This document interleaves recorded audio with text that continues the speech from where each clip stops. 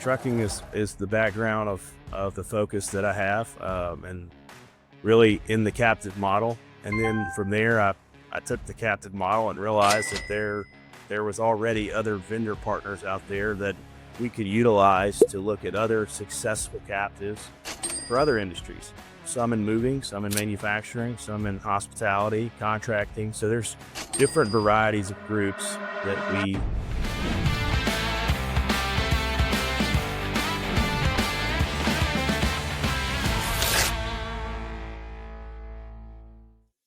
Welcome back to Movified. I'm your host, Mark Hirschi, owner of Salmons and Ellis Moving and Storage, both located out in beautiful Vancouver, British Columbia. It is Movified Wednesdays. We have Stephen Reed with ReadyRolls.com and Big League Movers out in Memphis, Tennessee. What is up, Stephen? It's hot out here. It's real hot out here.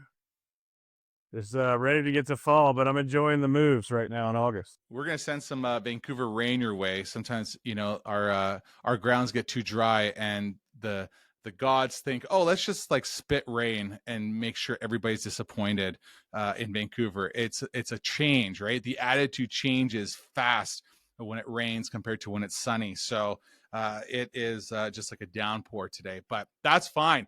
We're getting in our school routine over here too at the Reed household. It's an ordeal. It's a militant. School started, right? Mom is running the house very militant style right now. It is. We are in routine quickly. This is week 2 over here. Ooh, the fun stuff. Ours doesn't even start till beginning of September. So nice. It's crazy. We still get you Canadians. Us Canadians, we just start late and early. Why do we want to learn? Just relax. Yeah. Yeah. We're just, hey, you want to take a day off? You want to stop for a couple weeks? Hey, no problem. Who cares about kindergarten? You don't need kindergarten. Today is pretty exciting. We have a fantastic guest on the show. It's Chris Knotts with Higginbotham Insurance Group. They are a captive insurance specialist. And if you don't know anything about what captive means, I know the Canadians are listening going, can you explain this a little bit more? We're going to go pretty depth in the truth about captives. How can you take control of, your insurance, making sure you're taken care of. Their primary purpose is to insure the risks of its owners. So those that are part of their insurance group, they want to make sure that you are saving money and not getting, in plain English, fucked right over. So welcome, Chris, to the show. It's a hot topic. I want to do a little intro here on Chris, too. Yeah, please do. We're not even going to let Chris speak. Chris, you can tune in at like minute 20. It's the intro, yes. Minute 20, that's when you come in. Just pop out of the shadows. Open up the blinds. But yeah, we're man, I often get a lot of questions about captive. I've been vocal on this show about my road on insurance, how I was in I had to get to a high risk market to save money at one point and find somebody that would write that and go through all this story. And I met a couple of guys in Memphis, great guys. They were getting me signed up. It was a great firm, trusted in Memphis. I was about to get into a captive, and this gentleman and his dad got merged into this unit for captives, and I got so lucky because he intercepted and said, hey, I know of another group that this guy with these records and who I'm seeing needs to be with as he's growing. And he intercepted, and when I kind of look back on that captive that I was about to go to isn't around anymore. And I have real short answers because I trust my insurance guy a lot. And he answers all my questions when I have them. So I don't always have the best answer about the captive answer. So I wanted to have him on the show because I get asked a lot, and I still see a growing power. Man, one of our hot topics all week, every week, everybody's saying is, man, I'm up 25% on my premiums. They're the only these companies I can go to. Hey, they're making my drivers say they're 27. So captive's the one I'm real excited to, and I'm blessed to introduce my captive guy, a guy that I have a great relationship with, and he's got a pretty funny story, but I wanted to bring him on the show. So, Chris, welcome to the show, and I'll let you kind of talk about who you are for a minute. I wanted to do that intro though. Thank you for having me. I appreciate that. So talking about our role and our connection point together. So you and I were obviously connected in 2021, and looking at by a partner of ours, Brent Allred, who is another producer partner of us with here at Higginbotham. But the idea of shout out to Brent, awesome guy. Yeah. He couldn't be with us today, right? So that's right. So where my background with insurance started, around 2016, I have a family agency that we've been, doing business since 1990, primarily based out of Louisiana is where I actually live, but I'm a global traveler and all over the country for captive reasons. But we started in Louisiana, and if anybody knows anything about Louisiana, the idea there is that it's a very litigious state, much like South Florida or 5 boroughs, New York, or in California. And what happens there is claims happen, and faulty claims, fraudulent claims. And what that does is it drives up the insurance cost in the market, and it paints a picture of how insurance companies look at certain venues that you're operating in. And so at that time, what we were doing is it wasn't about whether we were going to bring our insureds an increase or not. It was going to happen. It wasn't no way around it. But the downside is we sometimes had to bring them a non-renewal, just because you may have different carriers exiting the state. And so like my dad, 2010, started saying, there's got to be a better way. We were initially writing a lot of transportation trucking companies, and that was anything with wheels. So you'll hear me talk about wheels later on in this capacity, because I know movers, trucking companies, things like that, they all have wheels. And so anything, and that's risk. Yeah, that's risk. And what's transpired, unfortunately, is that movers or anything that has wheels that's heavy DOT based starts to get classified in that scope. And so we set out to look at this concept of group captives early on, and then from there it's evolved, and we started bringing it to our insureds early on back in, like I said, 2011, and it's kind of grown whenever I picked it up in 2017 to start really promoting it. And it gave our insureds a little bit of stability and what that looked like. And still to this day, those same customers are in the existing group captive that we put them in, and have broken the cycle and are not constantly saying, hey, I'm going to play with this carrier this year for 2 years, and I'm going to have to go to this carrier, and it's cyclical. And so our insurers have an opportunity to get out of that market space, and that's what we aim to do. Trucking is the background of the focus that I have, and really in the captive model. And then from there, I took the captive model and realized that there was already other vendor partners out there that we could utilize to look at other successful captives for other industries. Some in moving, some in manufacturing, some in hospitality, contracting. So there's different varieties of groups that we had an opportunity to start just applying this concept of people tired of increases and not being able to have control of their destiny, and get an opportunity to sit at the table. So how is that like when you and your father, family business, it's risky, you're at a crucial time in life. How does that, you're selling people that you got to meet in the Cayman Islands when nobody knows what the heck you're talking about. Right. So kind of walk me about the family decision to jump into captive and educate us high risk guys. Like, how did that happen in your life and in your view on that? How did you get into this world? Because it's really rare. So while we felt like we were earlier on in the space, coming to find out we were actually still behind because I will say my senior is a little slower to take risk, especially taking risk for his customers, to understanding what it is. But what we did is we really took time to dedicate and understand, okay, hey, if this is something we feel comfortable behind and we could put our name behind, and we took time. We just didn't jump into it and say, hey, this was the sexiest thing out there for our customers. It was more or less, hey, let's truly focus on what this looks like. What if I were in their shoes, what are the things that I would want to know so that we could convey that? And we did it. But in reality, the group captain model has been around, and it's morphed in different ways, shapes, sizes, and forms. The word captive is can mean different things depending on the type of structure. But we focus on groups. They were started initially around in the early 80s.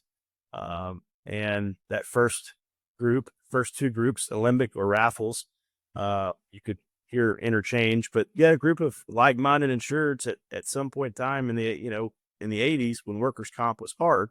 So the market was constantly going up. They just said, hey, we've had enough. And they felt like they could together then come and self-insure a portion of their risk, which we'll talk about it, a controlled, predictable layer, not just total self-insurance, right? But they felt like they could approach a carrier at that time, which was Zurich, and ask them to say, hey, let's partner with us. We would like to, as a group, buy our insurance at a higher mass buying level point. And then we would like for you to come in and complete. Before we ever started using a moving CRM, someone asked me, could you 10X what you're doing right now with the current systems and processes you have in place? And I said, no. And so he was like, well, then you need to just pull the trigger on the software. And then I saw Smart Moving and it was game over. Austin joined thousands of moving owners on Smart Moving in 2021. Since then, he's more than doubled his business. And I always compare Smart Moving to Apple products. It's just so simple, so easy to use. And that's really what's allowed my team to scale and now have 2 branches. And last year we scaled Central Coast Moving over 50% growth. If you're ready to turn your moving company into a machine that drives profit, not chaos, try Smart Moving. Hey everyone, Matty Mailers here, the guy who pioneered handwritten letters for the moving industry. Why? Because my competition at my moving company was using the same stock postcards as me, and my mailing company didn't care. So I created a better way. Here's some mind-blowing results in July. Miracle Movers Utah closed $93,000 using our handwritten letter strategy. With our campaigns, you can forget about the guessing games. You get a trackable phone number, daily photo proof, an incredible design team, and I'm also included. All letters stop at me for approval before they ever leave our facility. Right now, Movified listeners get 1,000 golden tickets stuffed in our genuine handwritten letters completely free. Plus, I'm going to throw in bulk realtor data for up to 5 counties. What are you waiting for? Moving Letters AI. Stop competing, start dominating. So a group got together and said, hey, we're going to put together money, put it in an account, and insure our own amount that we have these small claims for. But we want a different price from you for our shared insurance for us to get to a high limit in case we go over for risk, right?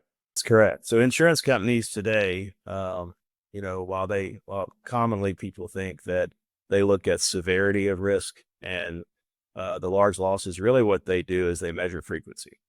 They measure frequency of losses, a target point is anything under $100,000 for a commercial auto policy.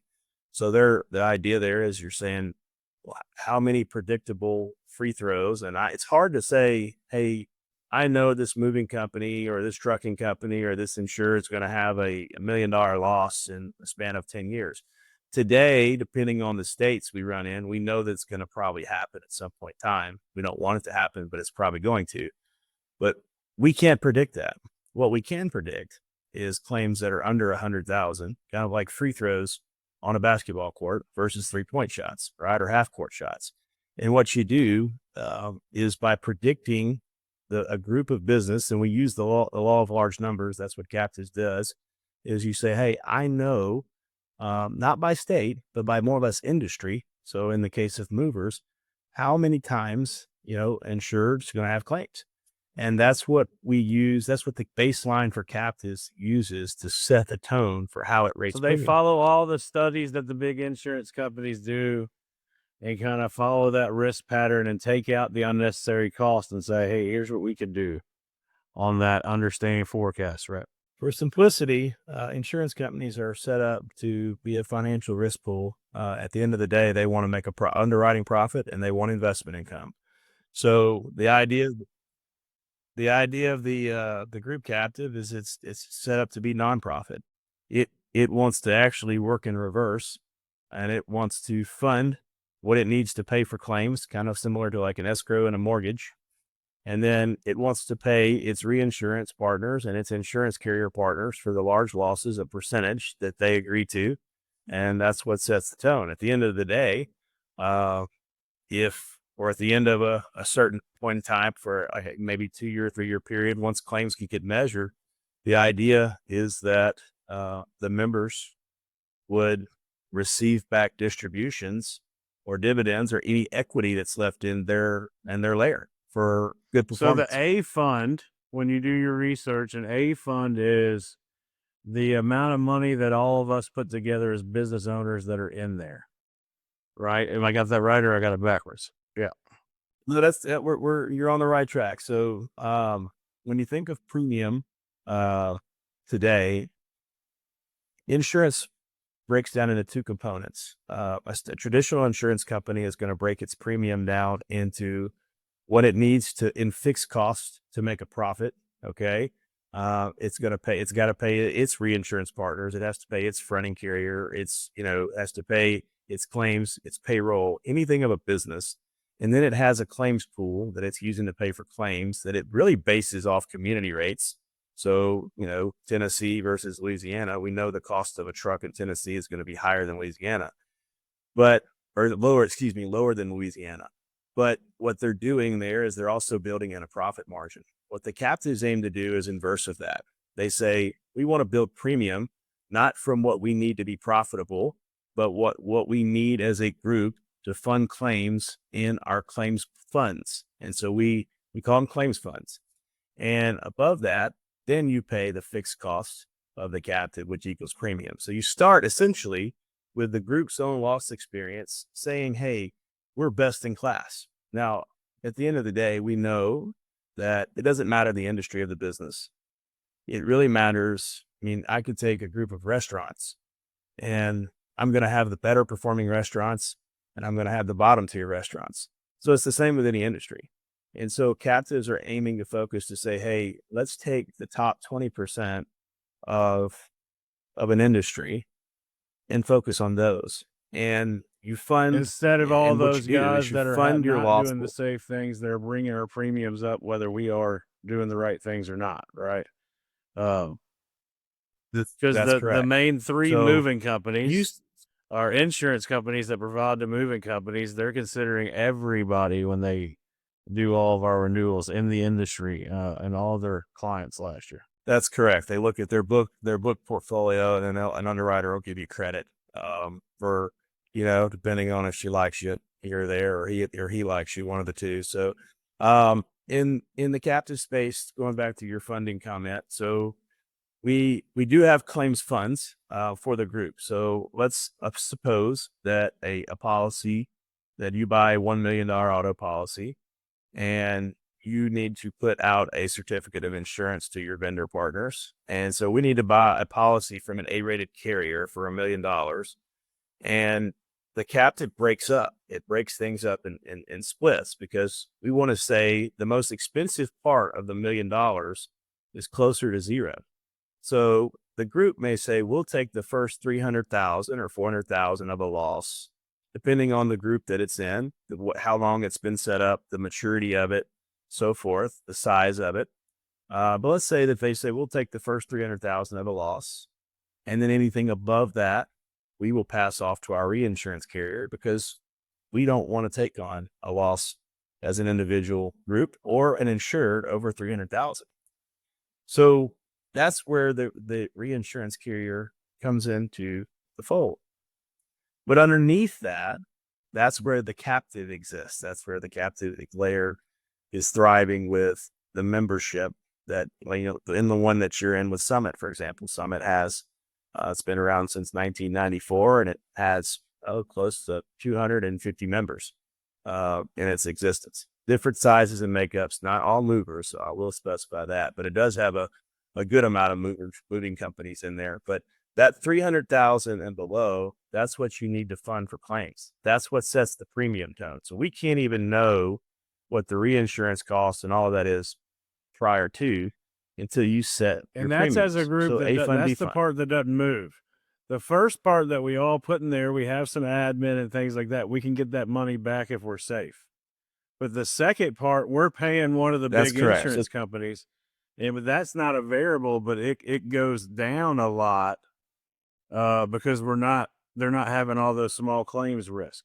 And to my customers, they're getting a COI from one of those big insurance companies they're used to seeing, because that's the big part of my policy. Just to explain that a little bit too on it. So that's correct. So in the outside world, we tell our customers, nobody really knows you're in a captive program unless you tell them, because you will be issued an A-rated policy from an AIG, a Zurich, an Old Republic, a Hartford, CNA, Travelers, just to name a few. And then on your COI, that's what it will also state as well. And you were right, Steve. So when you are paying a portion of premium for the higher severity losses to the carrier, but because they're higher up in the tower, they're not having to charge as much for down here. And you got to think, this model only works with best-in-class insurers, those that are really focused on safety, okay? A moving company that has cameras, forward-facing, driving-facing, that focus on telematics, that really focuses on safety, has good financial performance, and somebody who thinks long-term and not just, hey, what's focused on now? I need to think about where is my business going to be 5 years from an insurance cost standpoint, not what's going to happen next year. Being found on the second page of Google is literally like having a billboard in the middle of the desert. Your mama ain't going to see it. No one's going to see it. You're on the second page of Google. No one's going to call. No one's going to book. Here is the deal. If your business is not ranking on the top of Google, that means your competitors are going to be stealing your customers every single day. So at Rotate Digital, we don't play any guessing games. We use data-driven SEO strategies to make sure Google finds you first, so that these Google searches turn into your customers, not your competitors' customers. How do we do it? We do it through AI-driven keyword optimization, exclusive blog networks, backlinking strategies, and honestly, the secret stuff, the proprietary lead attribution software. So what do you get as a result? You get not only good marketing, but now you get clarity into what is bringing you more revenue. So if that's something you want to do, you want to make sure your leads find you and not your competition, go ahead and go to rotatedigital.com, schedule a call, and we'll help you take your business to the top of Google. If you're considering Snowball, just do it. Snowball creates done-for-you referral programs for moving companies so you can turn happy customers into new revenue without lifting a finger. And the results speak for themselves. In less than a year, we've collected over 2,000 referrals. We generated over $200,000 of revenue that cost about $5,000 to do it. I believe we had 4 or 5 the very first day. The companies winning with Snowball are the ones that already care about their customers. We just help turn that into new business through human outreach and customer nurturing. Snowball is part of the arsenal of tools that I recommend to my clients because it works. When you look at the smaller companies, and this comes up in a lot of conversations where they're trying to get insured, they don't have a lot of history or let alone experience or understanding when it comes to trying to get the best rated auto insurance for their trucks, especially when they're trying to get a fleet and maybe they only have like 2 or 3 trucks. What would you recommend is the steps to take for them to be able to say, okay, here you go? Kind of like what you were giving the breakdown for just now. Like, what is it that they could come to someone like yourself and say, I have no idea what captive can do for me. I'm getting, estimates of, tens of thousands of dollars to get my trucks all insured. How can I make this better? How can I save money at the end if I do XYZ? What is that XYZ? So I'll answer that question, Mark. I'll just finish with the A fund, B fund model. That portion is of funding, which actually leads into who qualifies. So that portion of claims is set aside, portion for the individual working layer of a member, which is the A fund. So the A fund may fund losses of premium. So the insured's going to pay $1 of premium. A portion of it, like an escrow on a mortgage, is going to go to your A fund. The A fund's more of the individual company working layer, and that's used to pay for the small claims, and you need to fund that. Your B fund layer is more of the group's layer, where you fund a little bit of that, but then the group also participates, and so it's a working collaboration there. Where that comes in to answer your question, Mark, is you need premium size to financially do that. So what we're doing here is not really buying insurance, we're financing risk. And to finance risk, unfortunately you do have to have certain premium thresholds. So most of the time we say this just changed, and nothing that I have anything to control over, but the existing captive players and the vendors that have started these programs used to have things set at $150,000 for GL, auto liability, workers' comp, combined. Now that number is looking more towards 250,000, even, closer to 300,000. And I know sometimes that may leave some of the market, or and what categories is that? Company that just got started. Can we kind of, that's a big talking point. So you say 200, 300, workers' comp combined with general liability combined with auto, is that correct? Or are you saying it's one of the, okay. That's correct. So the group captives that most of the time of what you see, they're all casualty based captives. They're not really focused on a whole lot of property, which we know, unless a movie company is doing a lot of warehousing and storage, then they may not have as big of a property schedule. But it's 250,000, closer to 400,000 of GL, auto liability, workers' comp premium combined. And then it goes back to those insureds that actually want to understand the model. So when you think of buying insurance, Mark, for a fleet size of 10 trucks, and maybe they're paying under that, what do they do? Well, that's where the industry has been shrinking. And I don't, again, I play in alternative markets, so I don't necessarily, know that there's a whole lot of insurance companies being created or programs being created. So what you're really left over is, and they know that, and that's what's unfortunate about it, is I do think there is a light though. I think if you know that you're going to grow and you have an opportunity to get to 20 to 25 trucks, and you're going to move up to a premium threshold, you can start looking at a captive, preparing for it, and what that looks like. There are some specialty programs. I think a lot of people are probably familiar with them, like Van Liner is a very large moving, insurance company. They do have captives set up inside of their arrangement as well. And they usually have plans for those insureds that want to move into a captive like Momentum that they have, to start off in a smaller traditional setting, and then they can kind of grow to work. So they're trying to find a good bridge for all different types of insureds to fit in there moving forward. So for those that are going out there, obviously, and I've had this before in the past, you get a couple small claims that you put through, someone maybe, this is always the best story that you always get from the guys. The car was not there when I backed up, right? The truck is parked. Next thing you know, they already parked illegally. Now they've backed up. There's a couple of those claims that are processed through, or you've had, definitely some larger claims that have come through, whether it's, some type of furniture they had to get replaced, or there was you decided to carry a box that you weren't paying attention, and soy sauce spilled all through a hotel walkway, and now they want you to replace this high-end carpet, or it was in a hotel, and you go, geez, there's a $10,000 repair bill. I better put through the claim. Not huge. It's not a 50 or 100,000, but the claims add up. Does the claim history matter more than the size of your fleet? How does that integrate with when I'm trying to get the best rates? So the captives, those that qualify, are you and of the right size and appetite, it's a very stringent underwriting process, and they are really focused on, while they are focused on DOT for those that have DOT operations, those get looked at strategically.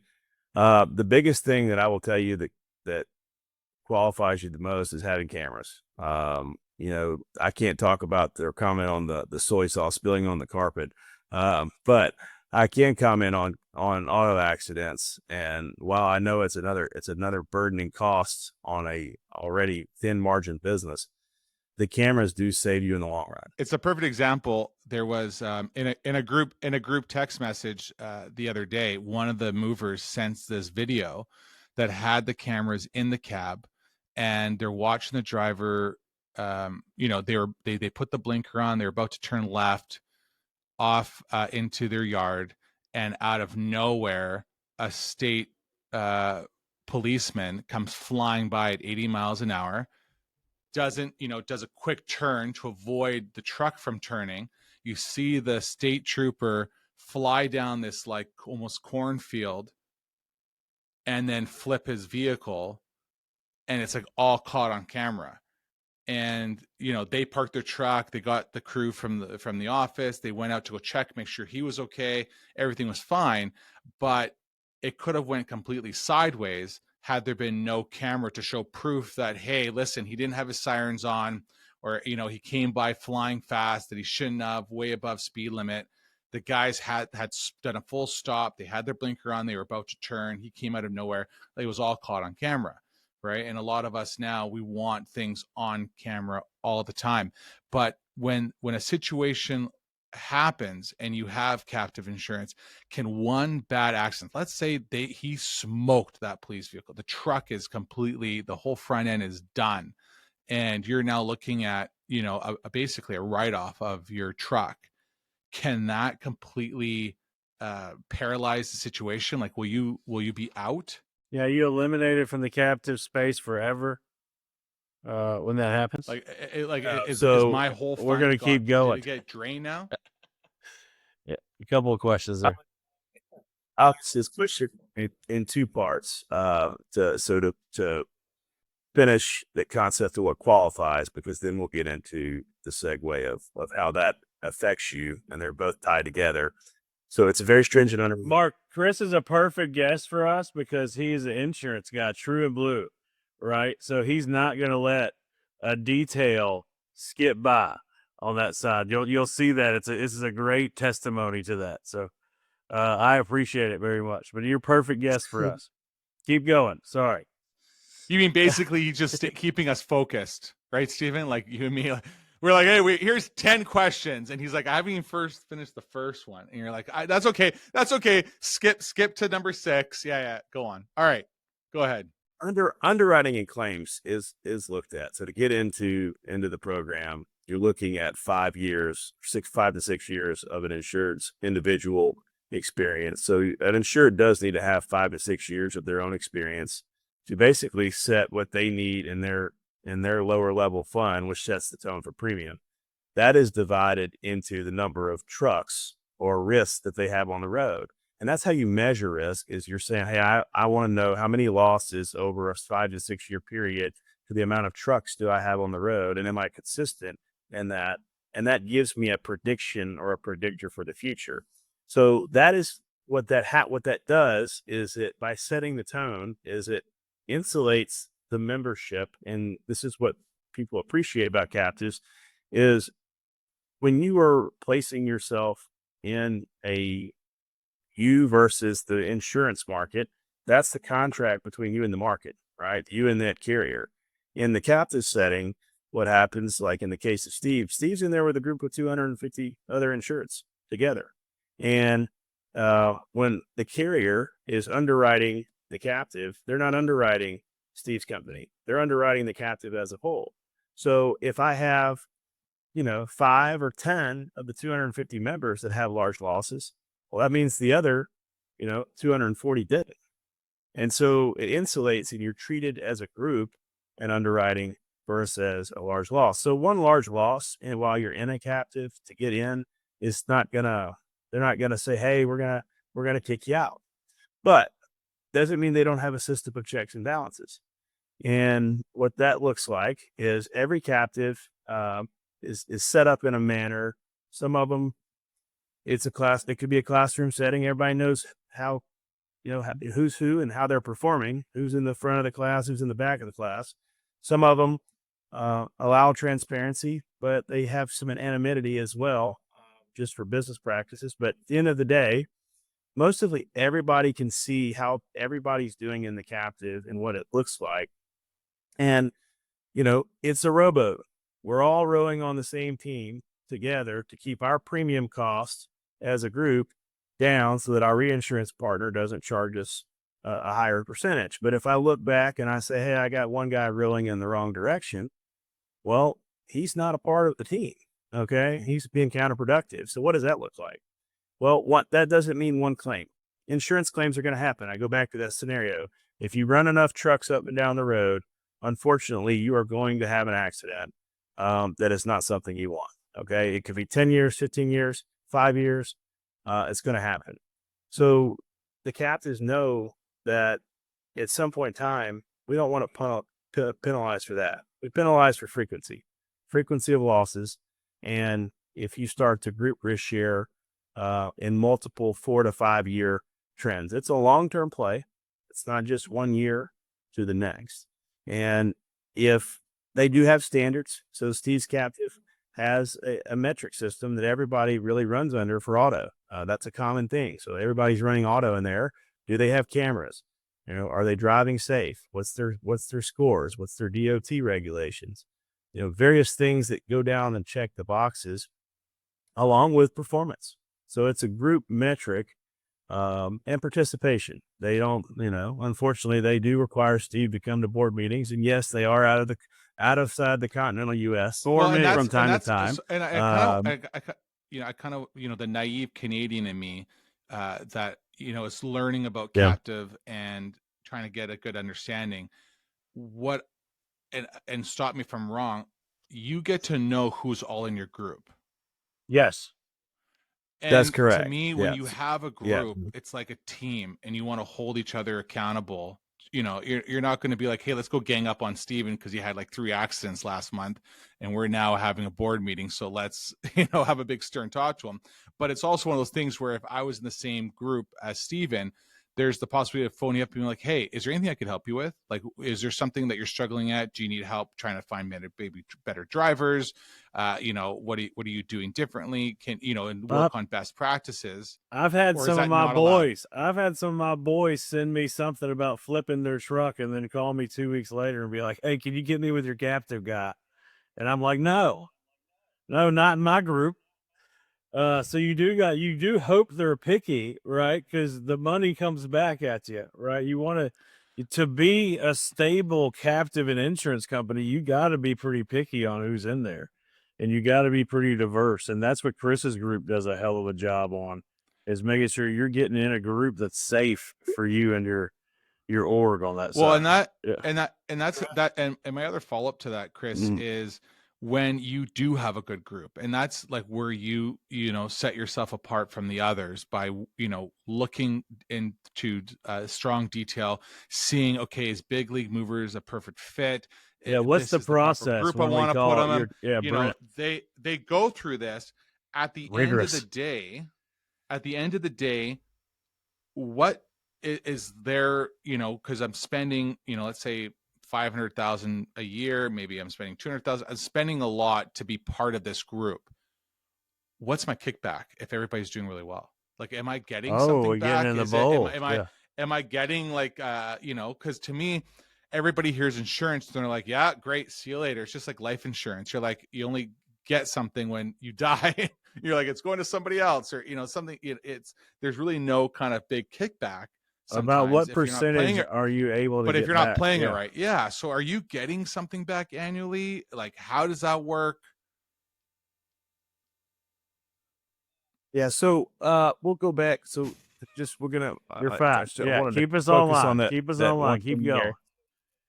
So you can, from a camaraderie standpoint, you will interact with insureds of like mind. So there are other movers in Steve's captive, and he interacts with those movers from time to time.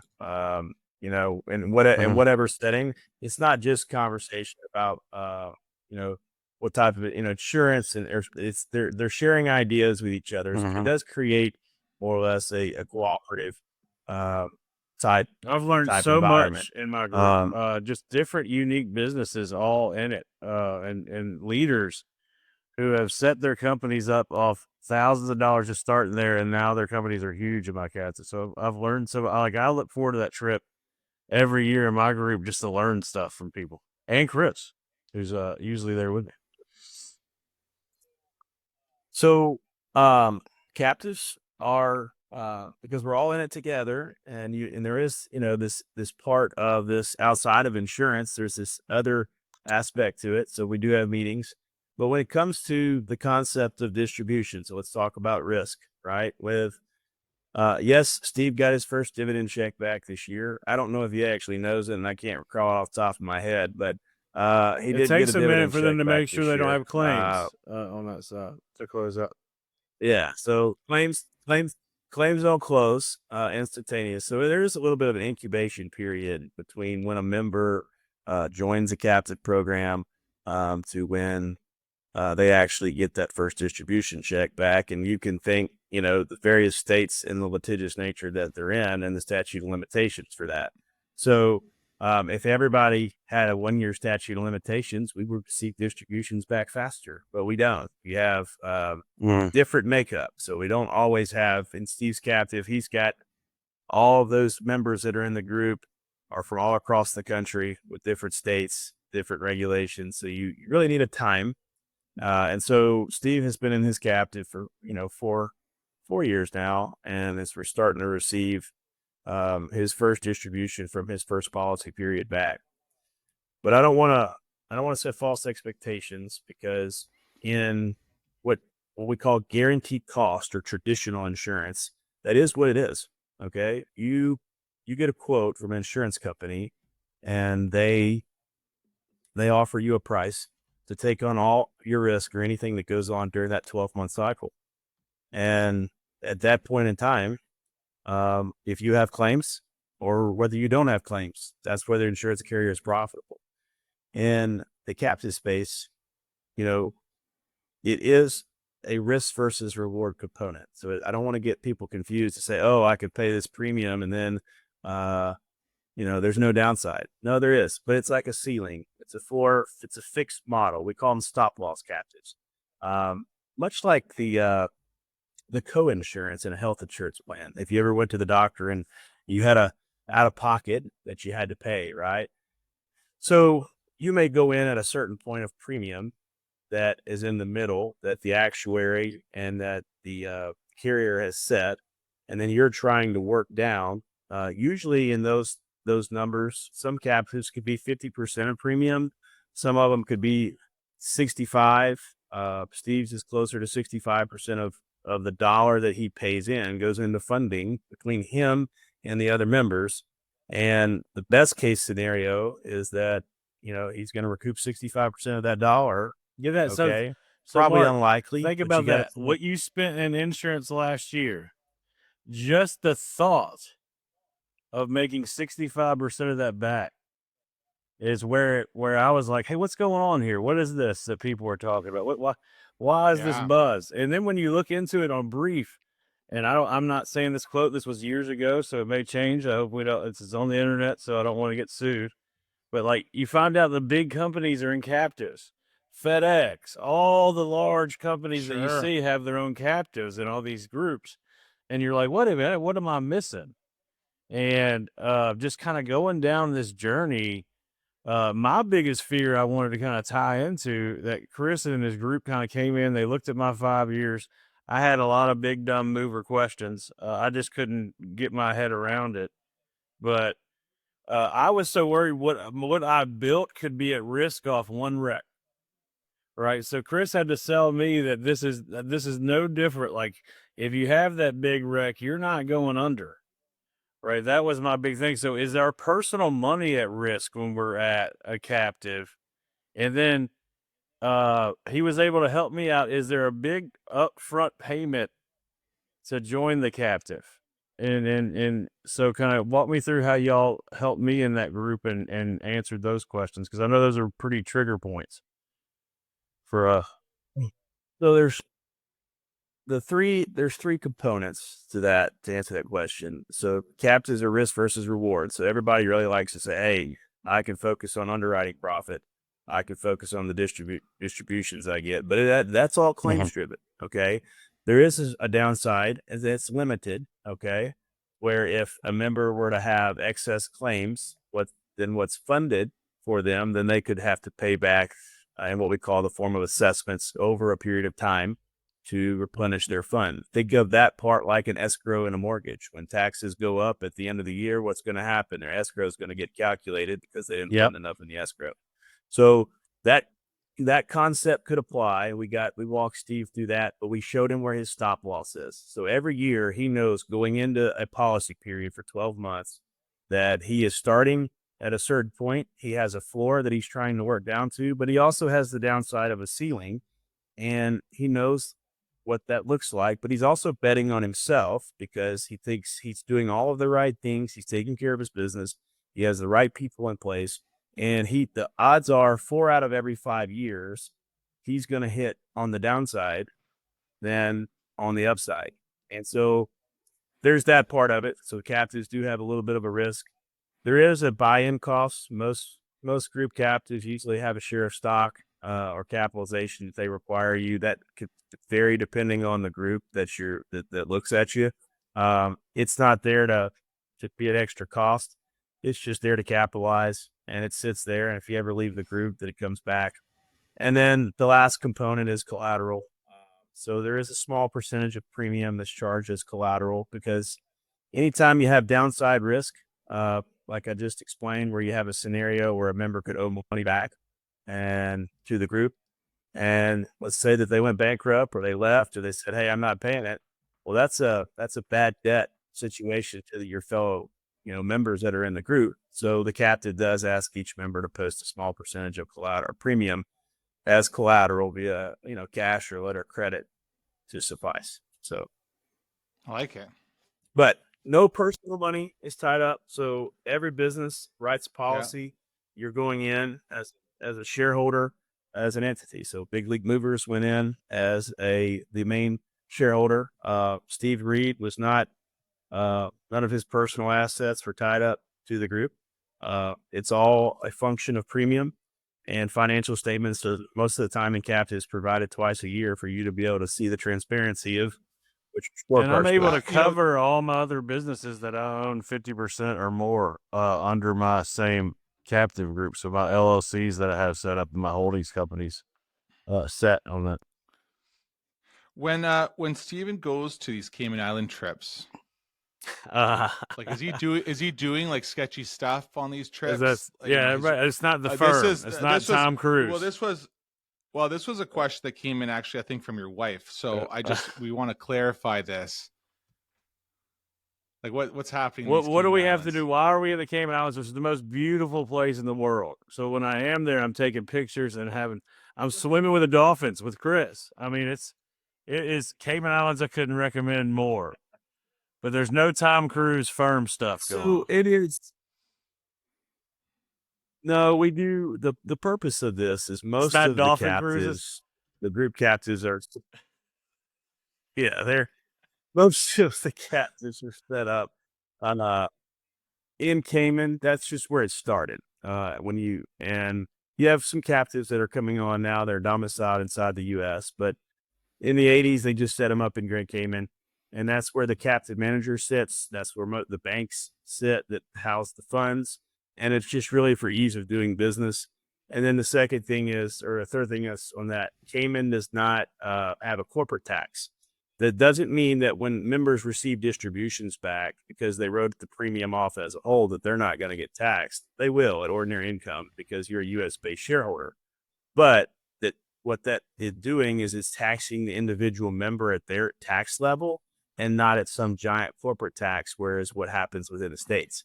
So it's a benefit to the captives that are offshore there. Now, we don't do business because of that. when we conduct our shareholder meetings and our directors meetings that Steve goes to vote on certain things because the captive manager, the membership owns the group. So, in the ones that we participate in. So it's not us deciding it. It's not the insurance company deciding things. It's the membership. And so they put things in front of the group.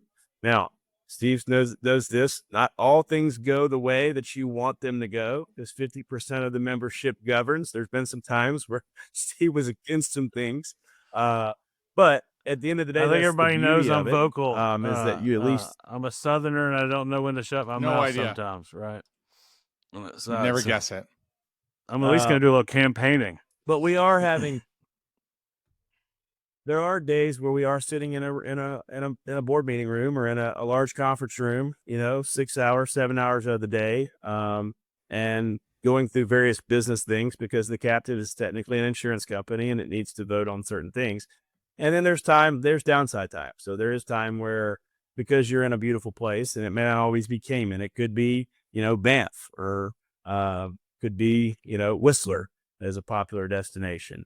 So it could be in different areas just outside of the U.S. Well, I highly suggest maybe one year members. you guys decide to choose Whistler so that Stephen could actually make his way up to Canada. Are we going up there? Not the East Coast. Not the East Coast. Is that on the tour ahead? I have to see. I don't know what the next 5-year outlook is. Will captives end up becoming mainstream, or will it always kind of stay exclusive? Oh, it's becoming a talking point very heavily, and I'm finding out that I let more people down because captives are hearing this word and everybody thinks, oh, well, I could be a fit in a captive, and I could be a fit in a captive, and unfortunately there is a fit, there is a qualification metric, and I like to write everybody. I like to help everybody, but sometimes I just don't have a particular vendor partner or a particular captive that wants that particular company. And your team comes in and they look through everything about your insurance and make sure you're a fit because they don't want to put you in a situation that's not best for your company. That's where I was really impressed with Brent. Yeah, we need to know and make sure that, our job as a broker and a captive broker is to first vet and set expectations with our insureds and our prospective insureds, is that I don't want to overpromise and underdeliver. I'm not making decisions at the end of the day. It's a captive manager and the carrier that's with that captive manager who's underwriting it that's really kind of making, and then maybe an underwriting committee of a group that's making a decision to let a member in. My job as a storyteller is to try to make sure that you have the right data, that you're doing the right things, that we can go bring you to a group that makes sense. And unfortunately, not everybody's a fit, but occasionally we do find some, such in Steve's case, that will accept him. We recently hired Ready Rolls to help us with hiring some offshore help, some DAs, and they've done an amazing job. They found the perfect candidate for our company. Not only that, they helped answer the questions that we had about the process. Initially, hiring a VA can be a bit intimidating, but they answered all the questions. It's been an amazing experience. Our VA has been a huge part of our success thus far. We're actually in the process of hiring a few more right now. Definitely see them as being a key part of our growth and reaching our goals in 2025. And the game changer for our company, I'm confident to be a game changer. Visit ReadyRolls.com. There is now a better way to scale.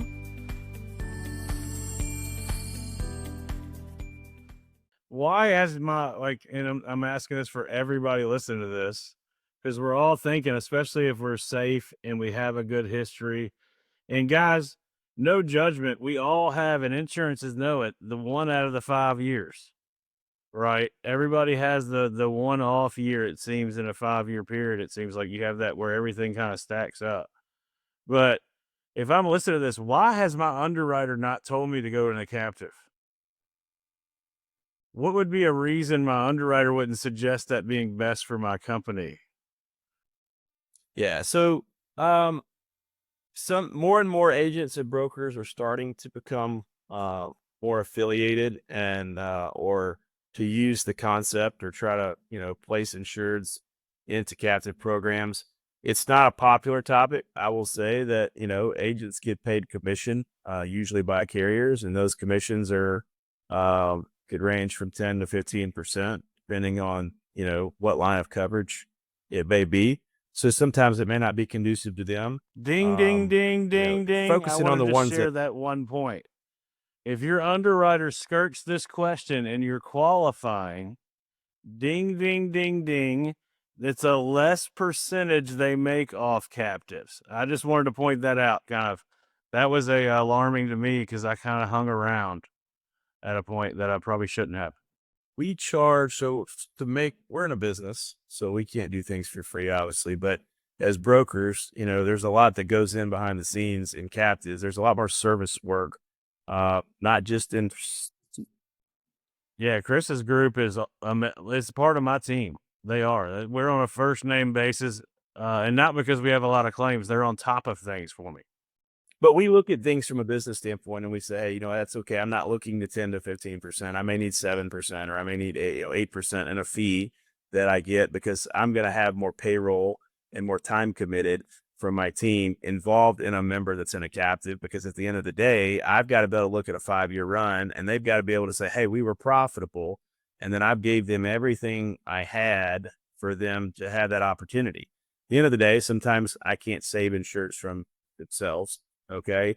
Or I can't save, accidents happening, but we do put a lot of time as brokers or as captive brokers into our clients, and we do it for a lot less, unfortunately, but that's the nature of the business. I want to just share, I think we are going to wrap it up because I know you can talk about it all day and you've made a life out of it, but we can only go through, as you know, about an hour of insurance in our world. But sanctioning more. Yeah. It's 3 o'clock. But, I just want to share my story on it. I actually paid a little more. I know my buddy Eric, he paid a little bit more than his premium that year would have been to get in this group that I'm in to work with Chris. And I can't, the value that I've gotten on that and that decision to pay a little bit more that year instead of waiting until next year has been so immense. My life was so stressed about insurance all the time. I can't relay that enough. It's 3 months until renewal plan. I can't get my underwriter to go. Hey, are they answering? Are they answering? Oh, they're going to wait till the day of the premium again, aren't they? As I realize those things that we live. And wait a minute, what? They're saying I have to have drivers that are 27 or older. These are real things that went through in my life, and having to go through what am I going to do with my changing my staff? All these surprises and stress points that I had before I got with Chris and Brent in the captive group at Higginbotham, man, that's the impact that I got. They trust me. I don't have to send them paperwork of every one of my drivers all the time right before, because as a group, we know our history and we know we trust each other. Right. So how we run our truck. So the impact on my life, the insurance and his Higginbotham group has done for me, I can't recommend enough. I don't have those premium sides. Chris has been a part of my team. Brent has been a part of my team, literally.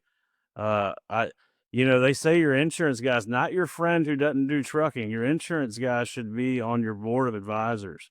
And Chris is. And he's done a damn good job since I met him of being that board of advisor for me and being there when I've needed him and his team. So I'll share that on the outro on that side, and we'll share some information. How can we get a hold of Brent and you, Chris? We'll provide contact information, and that could be shared in whatever fashion. I'll share that with you and Mark, and then however that needs to be dispersed from there, that's up to y'all. Perfect. So for all those that are listening, we'll make sure that Chris's contact details are in there, and an email address as well too, so that you can reach out to Chris or Brent.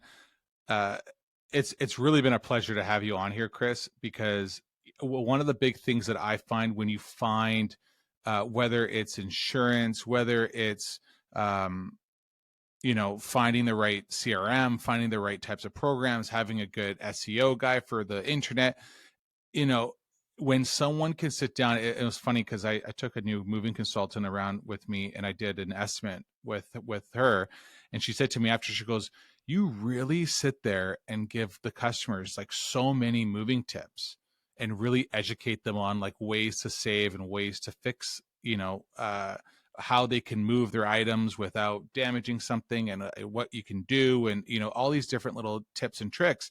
And I said, of course, because it builds trust. And when I want to work with an insurance company that is not giving me the right information, not sharing a lot, not there for me, just there for like, just, oh, great, I'm just signing up another person.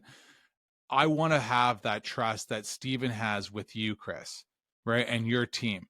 And that's all about working with the right insurance brokerage that is going to sit down, explain everything thoroughly, and make sure that you're set up for success.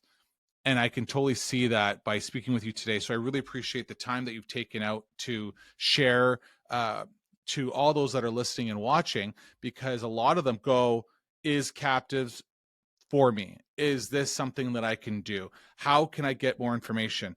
Why is my broker not, like Steven said, why is my broker not telling me about this, right? Or getting me on the right plan? Maybe I am being overcharged. So I think for all those that are listening, that are sitting in a situation where they are spending, $200,000 a year on insurance, and they should really kind of wonder, is it, am I doing this right?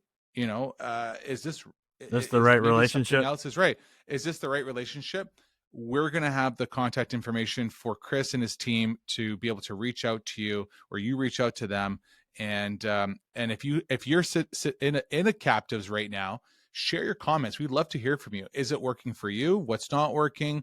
If you want to yell at the screen right now and say, I can't stand it, or I love it, it doesn't matter. We want to know.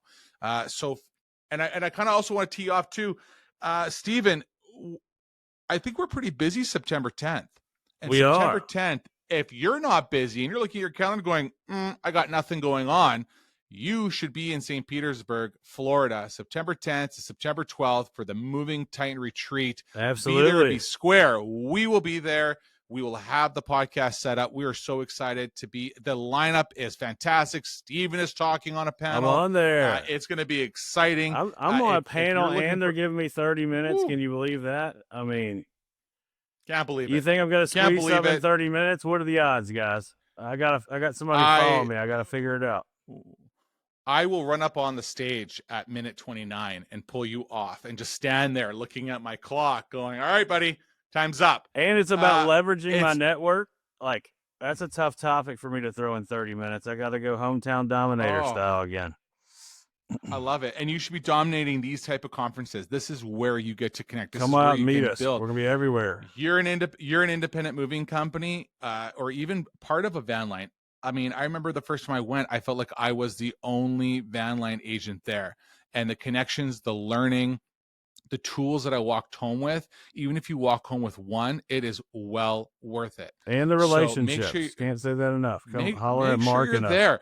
And then extend your trip out to Sunday, because we got the Let's Go Invitational happening. We got Ready Rolls as a sponsor, Movified as a sponsor, the Moving Army as a sponsor. I mean, come on. It's you want to finish off that trip with a great golf game. It's gonna be so much fun. The Cove Clay. I always think, it's like one of those like things where you have too many C's in like one name.